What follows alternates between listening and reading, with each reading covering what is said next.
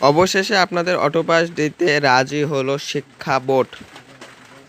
আপনাদের যে মহামারী আন্দোলন বা আন্দোলনের মাধ্যমে আপনারা এটা বিজয়ী করেছেন।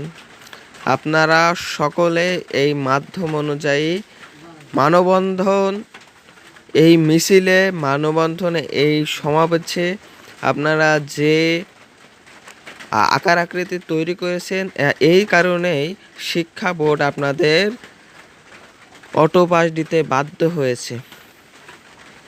তো আপনাদের হাতে কিন্তু সব কিছু, দেশের পরিচালনা সকল বিষয়বস্তুই কিন্তু আপনাদের দখলে।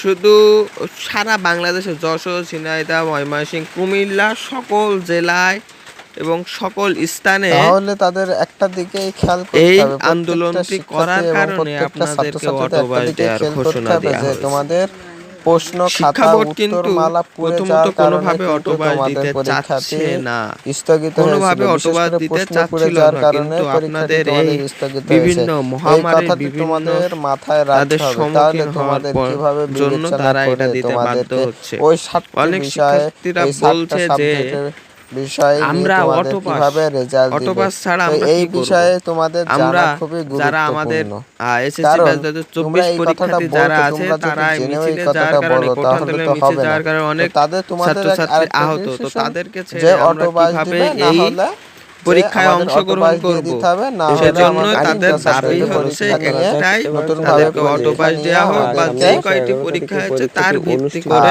আমাদের একটা আপনাদের রেজাল্ট দিয়ে দেওয়া হোক।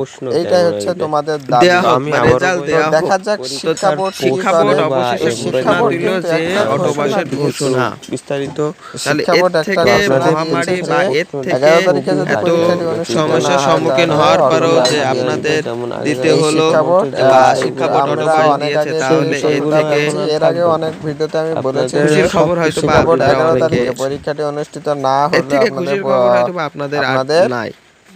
তো এই ভিডিওটি সামনের মাসে 11 তারিখে যদি এখনো পরীক্ষা যারা অনুষ্ঠিত না হয় মানববন্ধনের তাহলে সাথে জড়িত আপনাদেরকে আছে অটো পাস দিবে। বা এখনো মিছিল করছে, তো যারা দেখা এই যাক নিউজটি শিক্ষা বোর্ড পায়নি, এর ভিতর তাহলে পরীক্ষাটি অনুষ্ঠিত তাদেরকে করতে বিভিন্ন পারে সোশ্যাল কিনা। মিডিয়ায়, বিভিন্ন ফেসবুক গ্রুপে এই নিউজটি প্রচার করে দিবেন। কারণ তারা না জেনে, হয়তো বা অনেকে জানেন না যে মানববন্ধনে আমাদেরকে এইচএসসি এক্সাম পরীক্ষা থেকে অটো পাস দিয়ে দিয়েছে। তো তাদেরকে এই ভিডিওটি শেয়ার করে তাদেরকে জানিয়ে দিন।